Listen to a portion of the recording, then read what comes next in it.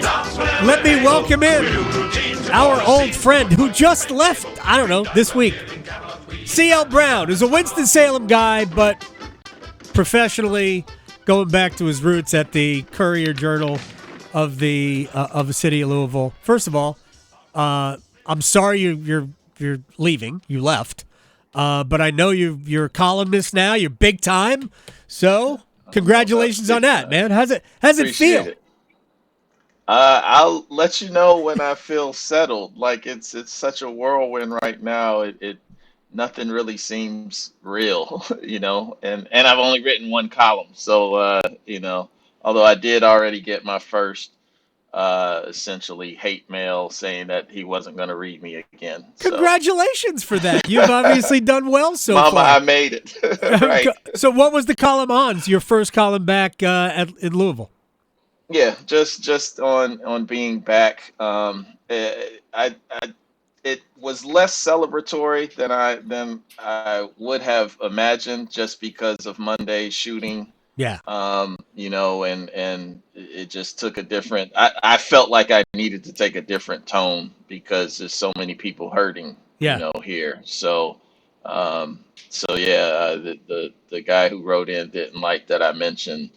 I said something about guns, us not having as a country the wherewithal to do something about it, Oh man, But people hate facts. so Dude. be it. Yeah. Yeah, All right. yeah. Let's get Brian Geisinger in here. Brian Geisinger, Pack Pride, Devil's Den, covers the ACC for everybody. All right, so are we ready to talk some hoops? And I don't mean to diminish you, but you didn't take a new gig that I know about. Did you take a new gig that I know about that I don't know about, Brian? No, but I did make my freelance debut over at Fansided this week. Scouting report on Jaden Epps, who transferred from Illinois to Georgetown. When I thought he might go to NC State, that was the inspiration for that. He ended up not going to NC State. He's at Georgetown. So Ed Cooley's newest combo guard, Jaden Epps, scouting report up at Fansided there. All right, there you go. Brian Geisinger is officially everywhere. All right, let's talk about the Blue Devils roster. I'll start with you, Brian. You're part of Devil's Den. Kyle Filipowski is back. Tyrese Proctor is back. Mark Mitchell is back. I assume that Jeremy Roach will be back, and they've got a bunch of players. There are others as well, not to mention 4 5-star recruits. One who decided to, Mackenzie Mbako decided to go back into the system and not honor his commitment to Duke, which is fine. Kyle Filipowski's return obviously got in the way of that. Your thoughts on where they are as a roster? Yeah, he also could be headed CL's way, Louisville. That would be awesome. Possibly a spot to land him. No, I mean, I think this offseason for the most part has been a pretty big hit for the Blue Devils. I think it's played out, though, the way we thought it was going to. I mean, I think everyone thought Lively and Whitehead, 2 for sure first-round picks. Whitehead perhaps a lottery guy still. With the injury concerns, those guys would go pro.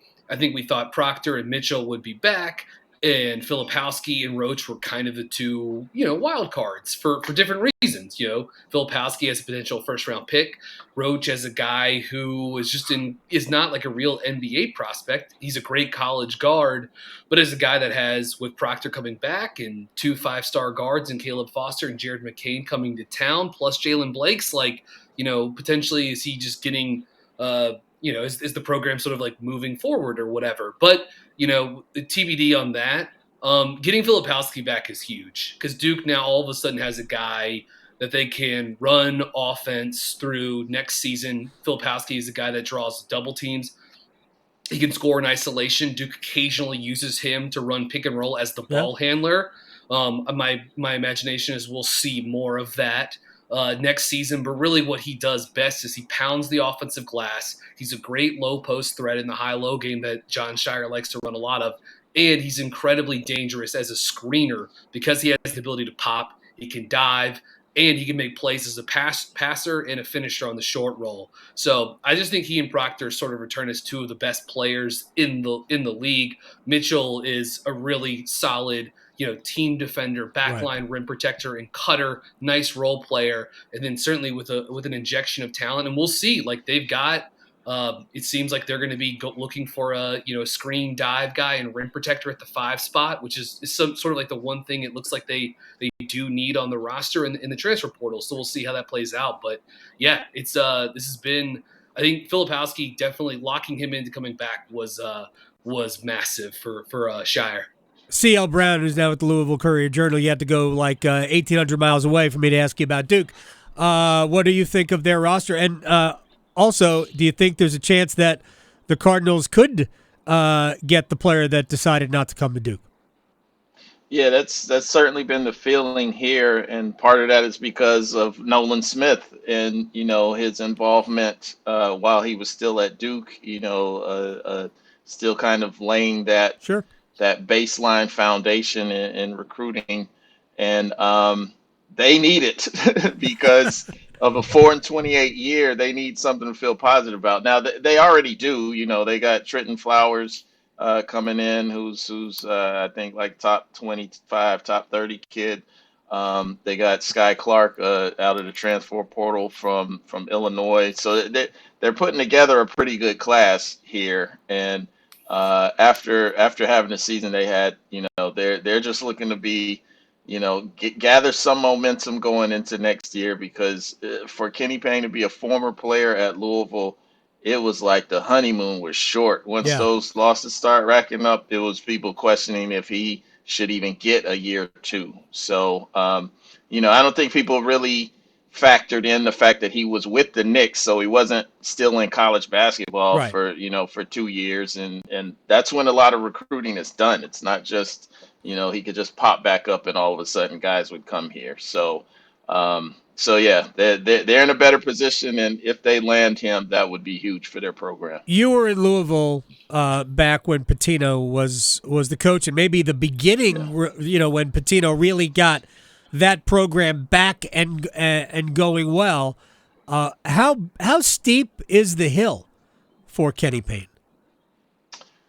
I actually don't think it's that steep. Okay. Just based on what we've seen from say like Jerome Tang last year or last season with Kansas State, taking a team that nobody thought was going to be much, and they're a minute and a half from making a Final Four. So I think the turnaround could be quick. They're getting enough talent to. I'm not saying Louisville's going to get in the Final Four. Let me let me pump the brakes on that. But they're getting talent in to where it should be a big turnaround next year. I mean they should be competing at a high level and back to doing what people expect from this program, which is good for the ACC, because the ACC as a league needs the programs that are perennially good programs to act like it. So I'm looking at you, Louisville. I'm looking at you, North Carolina. And I'm looking at you, Syracuse. Yes, No, Syracuse. no matter what league, no matter what the sport is, like the ACC there are football schools in the ACC. And for a long time, the ACC's football schools, Florida State, Miami, Virginia Tech, were kind of letting Clemson do it all on their own. And that's when people look at your league and go, well, it's not that good a league.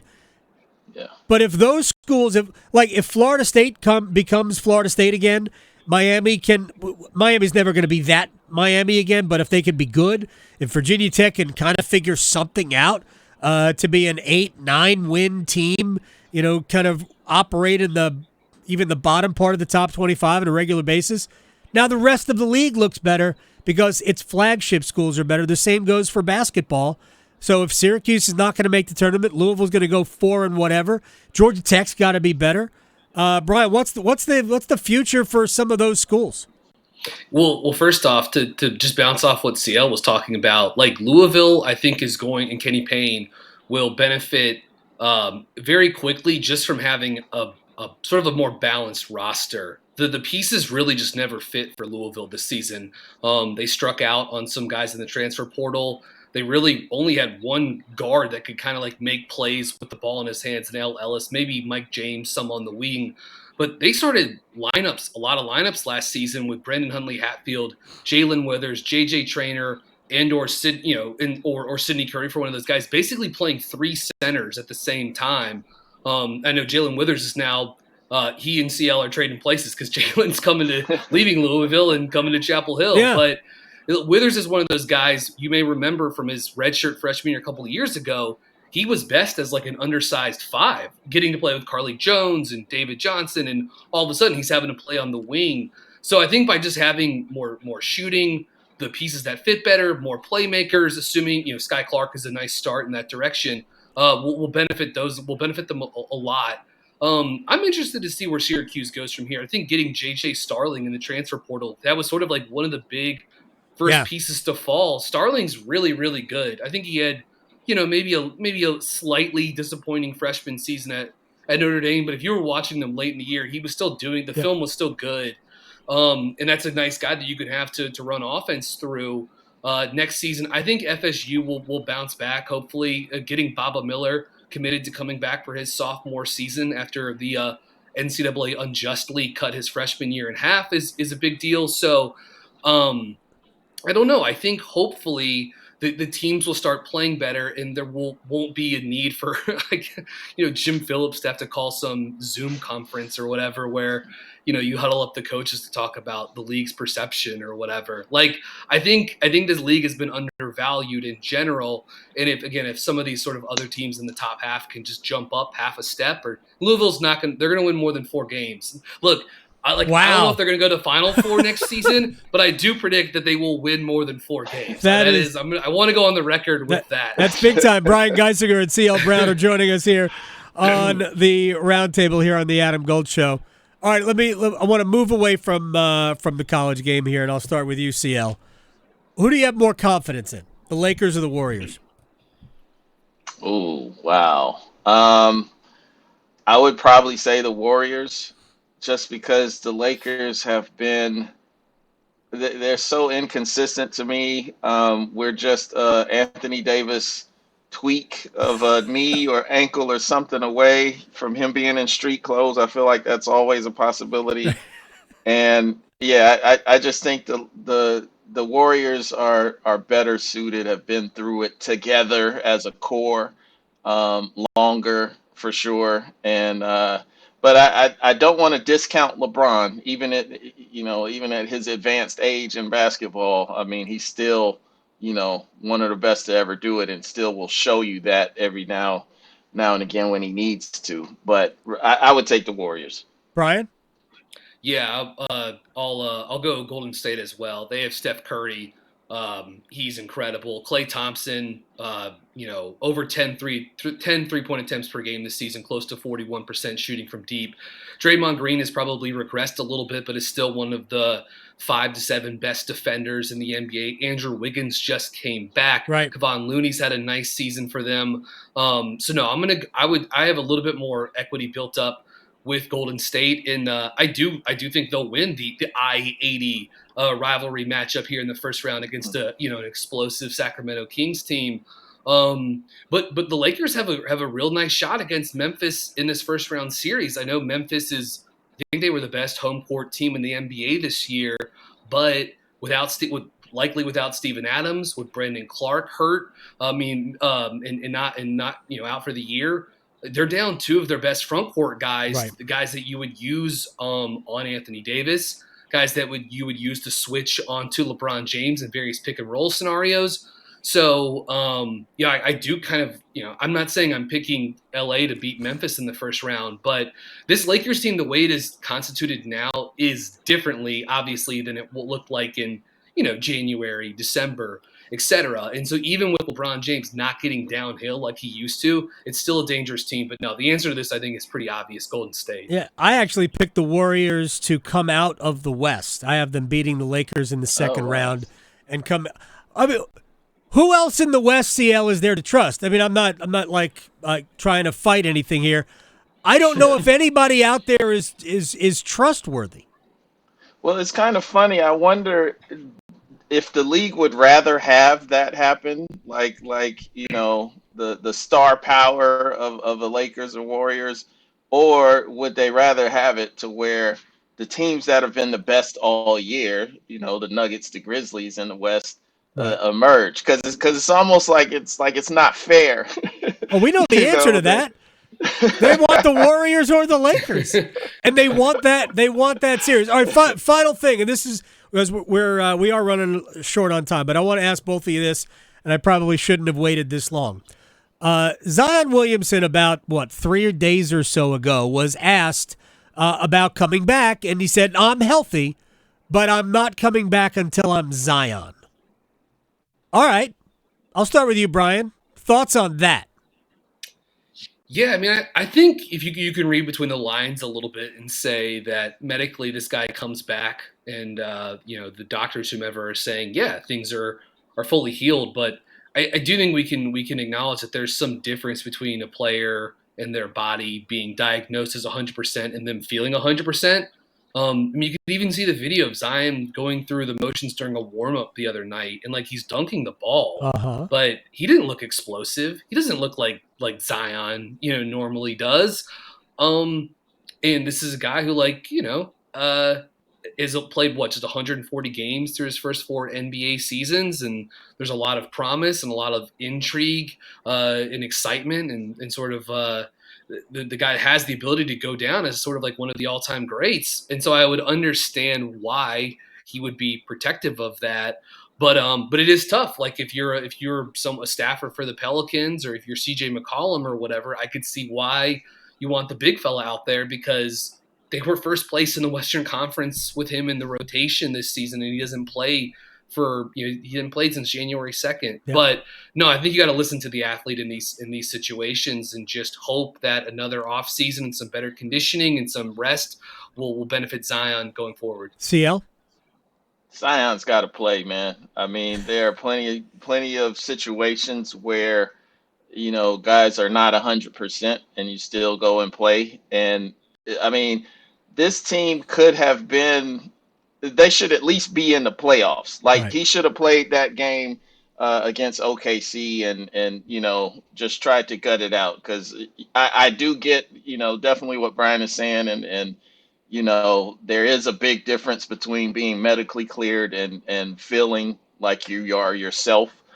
But when you're that gifted and you make that big of a difference, and I think just psychologically, it would be a big lift for him to be back in the lineup for his teammates. Because the flip side of that is, I think people in the locker room might start looking at him sideways, especially seeing him, even though it might not have looked as explosive. Don't be out here dunking and acting like you're going through warm-ups. Just if you're not going to play, then sit out. You know what I mean? Right. Like just shut it totally down and, do all that when you're doing rehab or something. But and I love Zion, but I think he should have gotten out there and tried to play. And I'm a Zion apologist to a fault. I love everything about that kid. Yeah. But same. if you're Zion and you say I'm healthy, but I'm not coming back until I'm Zion, you should not have said anything. So you created a bad look by the layup line where he's dunking. That's part one. But part two is I'm healthy, but I'm not mentally there yet. Because the mentally ready to return should come first. You should be ready to return mentally and then push your body to get there, and just need to be, 85 or 90% physically to get back on the court. But if the physical has to come first and then the mental, I mean, Kawhi Leonard has sort of been in this position for a while now. But at least he's got skins on the wall first, right? He's got titles. He's got that performance. I want to get back to that. I'm not going to come back until I get back to that. But, man, I just think it was a tough look for Zion. And, I mean, the league wants him to play too. So, but I think you're right, CL. Not that you're wrong, Brian, but I appreciate you taking the players' part in this. And I appreciate your time. Brian Geisinger at @BGeis_Bird. He's everywhere. College, pro, everywhere. It's CL Brown. Louisville won the trade. Jalen Withers might be great, but Louisville won the trade. They get you. We got your number though, so we're going to be calling. No doubt. Thanks, man. Thanks for having me. CL Brown.